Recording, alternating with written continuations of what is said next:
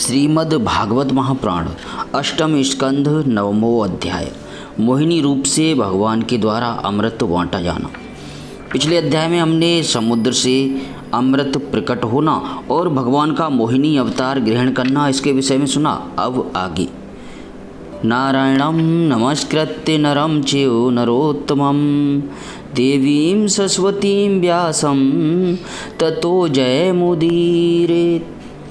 श्री सुखदेव जी कहते हैं, परीक्षित, असुर आपस के सद्भाव और प्रेम को छोड़कर एक दूसरे की निंदा कर रहे थे और डाकू की तरह एक दूसरे के हाथ से अमृत का कलश छीन रहे थे।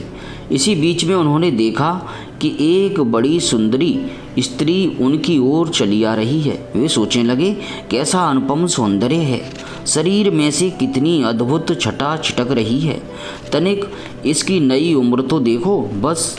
अब वे आपस की लाग डांट भूलकर उसके पास दौड़ गए। उन लोगों ने काम मोहित होकर उससे पूछा, कमल नयनी, तुम कौन हो, कहाँ से आ रही हो, क्या करना चाहती हो? सुंदरी, तुम किसकी कन्या हो? तुम्हें देखकर हमारे मन में खलबली मच गई है। हम समझते हैं कि अब तक देवता, दैत्य, सिद्ध, गंधर्व, चारण और लोकपालों ने भी तुम्हें स्पर्श तक नहीं किया होगा, फिर मनुष्य तो तुम्हें कैसे छू पाते? सुंदरी, अवश्य ही विधाता ने दया करके शरीरधारियों की संपूर्ण इंद्रियों एवं मन को तृप्त करने के लिए तुम्हें यहाँ भेजा है। मानिनी, वैसे हम लोग एक ही जाति के हैं, फिर भी हम सब एक ही वस्तु चाह रहे हैं, इसीलिए हम में डाह और वैर की गांठ पड़ गई है। सुंदरी, तुम हमारा झगड़ा मिटा दो। हम सभी कश्यप जी के पुत्र होने के नाते सगे भाई हैं। हम लोगों ने अमृत के लिए बड़ा पुरुषार्थ किया है। तुम न्याय के अनुसार निष्पक्ष भाव से इसे बांट दो, जिससे फिर हम लोगों में किसी प्रकार का झगड़ा न हो। असुरों ने जब इस प्रकार प्रार्थना की, तब लीला से स्त्री वेश धारण करने वाले भगवान ने तनिक हंसकर और तिरछी चितवन से उनकी ओर देखते हुए कहा। श्री भगवान ने कहा, आप लोग महर्षि कश्यप के पुत्र हैं और मैं हूँ कुलटा। आप लोग मुझ पर न्याय का भार क्यों डाल रहे हैं? विवेकी पुरुष स्वेच्छाचारिणी स्त्रियों का कभी विश्वास नहीं करते। दैत्यों, कुत्ते और व्यभिचारिणी स्त्रियों की मित्रता स्थायी नहीं होती।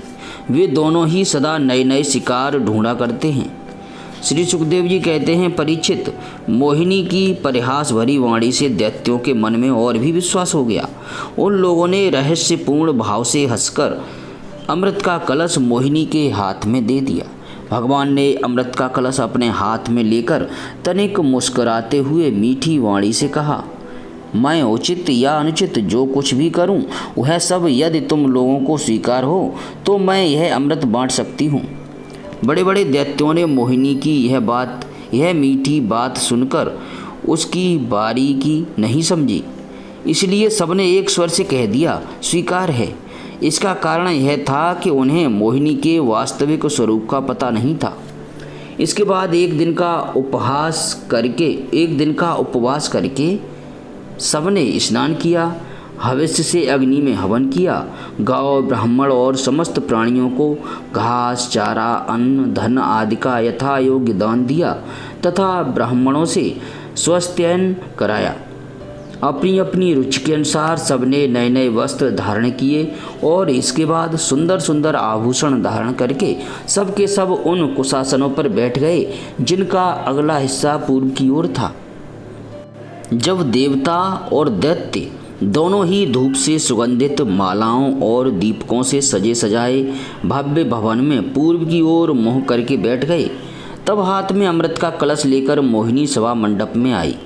वह एक बड़ी सुंदर साड़ी पहने हुए थी। नितंबों के भार के कारण वह धीरे धीरे चल रही थी। आंखें मद से विहल हो रही थीं। कलश के समान स्तन और गज शावक की सूंड के समान जंघाएं थीं। उसके स्वर्ण नूपुर अपनी झनकार से सभा भवन को मुखरित कर रहे थे। सुंदर कानों में सोने के कुंडल थे और उसकी नासिका, कपोल तथा मुख बड़े ही सुंदर थे। स्वयं परदेवता भगवान मोहिनी के रूप में ऐसे जान पड़ते थे मानो लक्ष्मी जी की कोई श्रेष्ठ सखी वहां आ गई हो। मोहिनी ने अपनी मुस्कान भरी चितवन से देवता और दैत्यों की ओर देखा तो वे सब के सब मोहित हो गए। उस समय उनके स्तनों पर से आंचल कुछ खिसक गया था। भगवान ने मोहिनी रूप में यह विचार किया कि असुर तो जन्म से ही क्रूर स्वभाव वाले हैं, इनको अमृत पिलाना सर्पों को दूध पिलाने के समान बड़ा अन्याय होगा। इसलिए उन्होंने असुरों को अमृत में भाग नहीं दिया। भगवान ने देवता और असुरों की अलग अलग पंक्तियां बना दी और फिर दोनों की कतार बांधकर अपने अपने दल में बैठा लिया।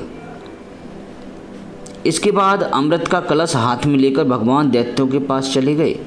उन्हें हाव भाव और कटाक्ष से मोहित करके दूर बैठे हुए देवताओं के पास आ गए तथा उन्हें वह अमृत पिलाने लगे जिसे पी लेने पर बुढ़ापे और मृत्यु का नाश हो जाता है। परीक्षित, असुर अपनी की हुई प्रतिज्ञा का पालन कर रहे थे।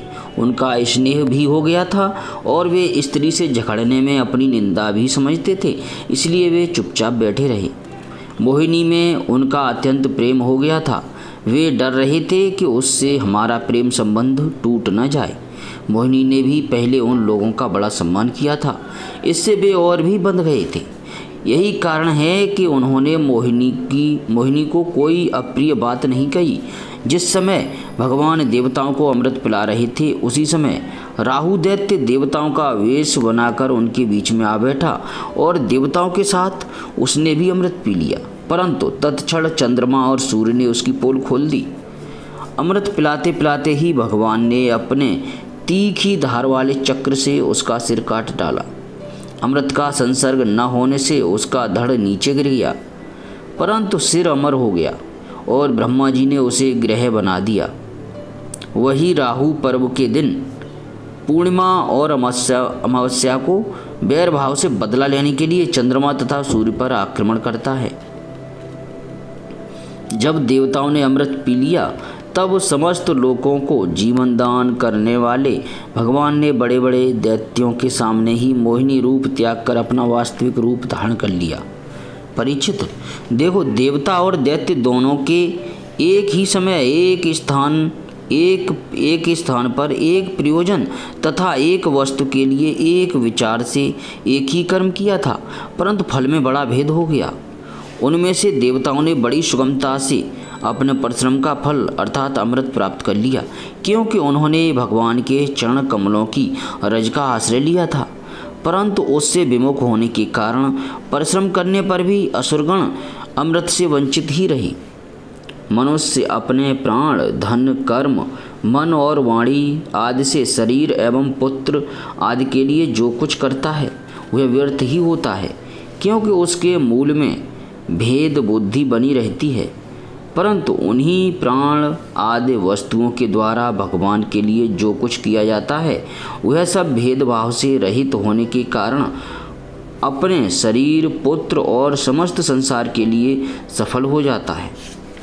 जैसे वृक्ष की जड़ में पानी देने से उसका तना, टहनियाँ और पत्ते सब के सब सिंच जाते हैं, वैसे ही भगवान के लिए कर्म करने से वे सब के लिए हो जाते हैं। श्रीमद् भागवत महापुराण अष्टम स्कंद नवमो अध्याय समाप्त। जय श्री कृष्ण।